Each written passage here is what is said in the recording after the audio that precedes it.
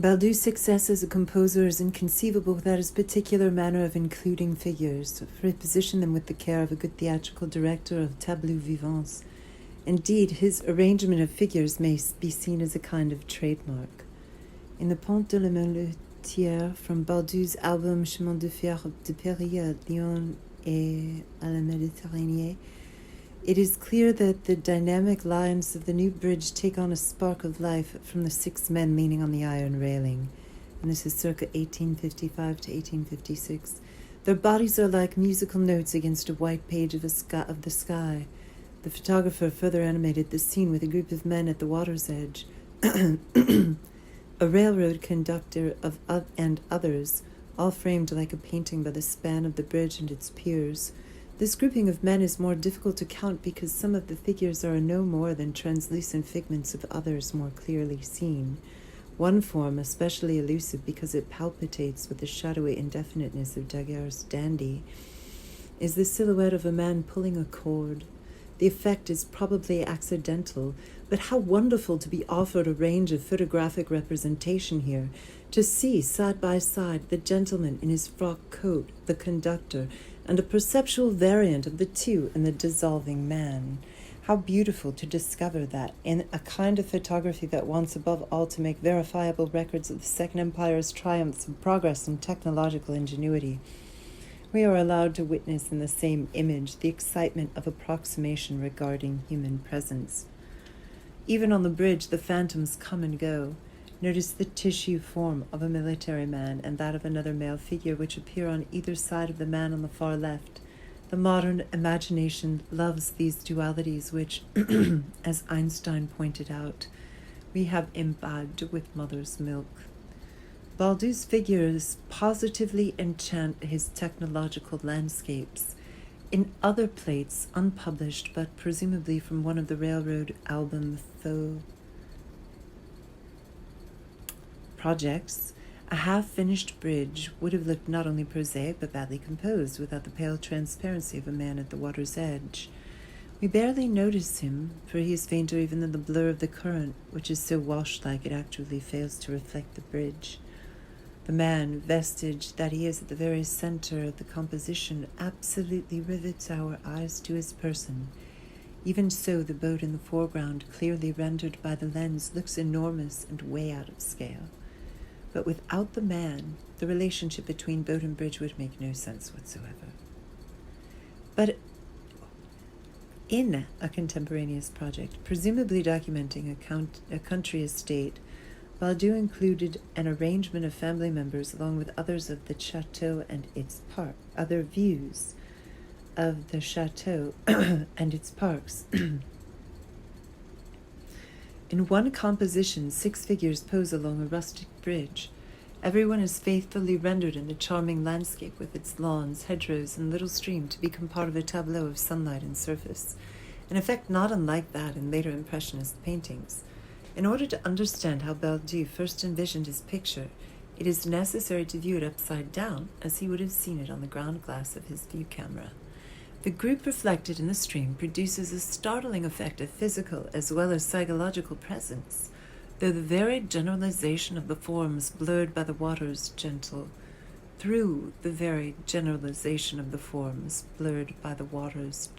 motion.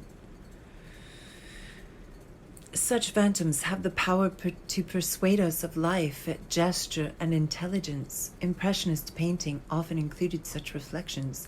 The repetition of forms served to unify the picture at top and bottom, but the contrast between figure and reflection suggests simultaneously another way of knowing and feeling. The poet Michel Butor, discussing Monet's World Upside Down, thought the upper portion of such paintings corresponded to visual reality, the reflection below to the activity of the painter. Perhaps by this he meant imaginative activity, for Baldou's figures in the water speak with greater force by virtue of the fact that we are obliged to complete them.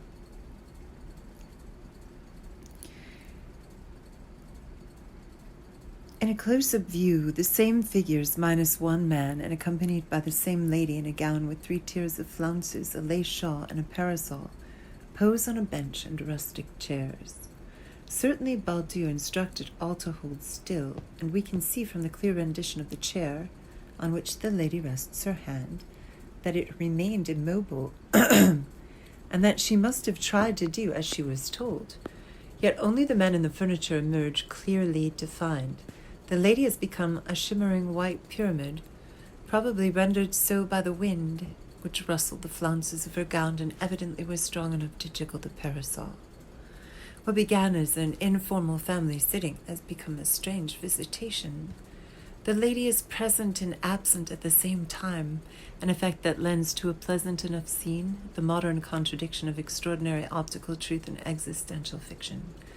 Again, we have the illusion of authenticity through what is merely approximate. We are conscious of time and of perception's effect on form. Above all, the blurred lady acts as a critique of enforced photographic stillness. Where being was of the essence in this image, becoming now states its case. In this regard, the lady's figure is practically novelistic in making us conscious of consciousness, of mentality invading the figures, As Edward Hall explained in his demonstration of how literature teaches us about experiencing time, clock time and mind time are recognized as two separate and contrasting forms. Here, Baudu, watching his clock, must have discovered the same thing. When the team of Delmaye and Dorandel documented the building of Garnier's Paris Opera in the middle 1860s, the two men ascended to the rooftops and recorded the progress of work there along an intricate terrain of cast iron girders. Their dramatic vistas of man-made horizons suggest the monuments of all great civilizations. As in Baldu's river view with a single man, the smiling boy in the center directs our eyes along the roof's precarious tilt to a startling pair of figures leaning on poles against the horizon. But the dynamics of the sight come from the man at the right who did not stop work for the photograph. His blurred figure is a point of reference to activity rather than to stasis. He stands for the real buzz of labor against the other workers who stop to smile, pose, and be fixed by the lens. When Alphonse Libert recorded the aftermath of the bombings and explosions of the Franco-Prussian War in 1871, he found the Paris of Garnier, Haussmann, and other great builders and planners turned to debris. Negre's Hôtel de Ville was by 1871 perforated as a colander. What a mournful theater the city square around the great hall had become. Libert stands back to show the full extent of the devastation, leaving ample room for the cortege of onlookers whose shifting shadows are enshrouded by the shadow of a big building. A few figures drift into the open light, but the ghostly effects of the moving crowd expresses not only what was there, but what was felt about the ruins.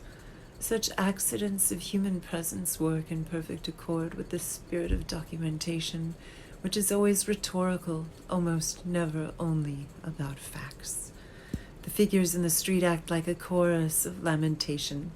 The single shadow of the horseman approaching the site represents the eloquent testimony of a devastated citizen. At the end of the century, when Eugene Parry decided to photograph neighborhoods of Paris that were artistic and picturesque, he approached his city with a preservationist zeal. In photographing Paris, he was a historian. He called himself creator and purveyor, accumulating images of old signs and boutiques, soon to disappear and be replaced by modern forms certain to displease him. Parry's photographs avoid as many modern manifestations as possible. He was a connoisseur of old Paris, but above all he wanted to establish in pictorial form continuities of French culture. For him, Paris was a city dominated by the flow of humanity, and it is not surprising to see in his deliberately static views of streets and shops human beings appearing as ghosts from the past. In front of the Petit Dunkerque on the Quai de Conti, the waiter we missed seeing in Daguerre's Boulevard suddenly appears in shirt sleeves. a genie out of a magic lamp. Ajay presumably photographed the cafe in order to record the elegant sign with its ship over the entrance. The waiter posed for a while, long enough to imprint his presence below the frozen boat. His apron flutters in the breeze, as if setting sail.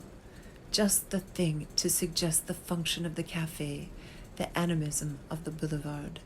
Similarly, before the silent vista of the Rue Brantôme, a wayward dog stays for as long as it took to implant all fours on the pavement, transforming the lonely street into a place of impending action.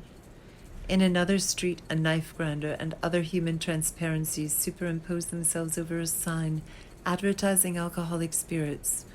All of this occurs by accident, of course, but Ajay allows his players their moments on stage.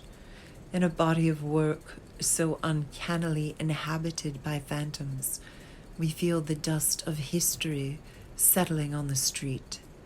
In this way, Ajay restates the 19th century conviction perpetrated by Balzac that certain streets possessed qualities of character and through their very physiognomies conveyed compelling ideas.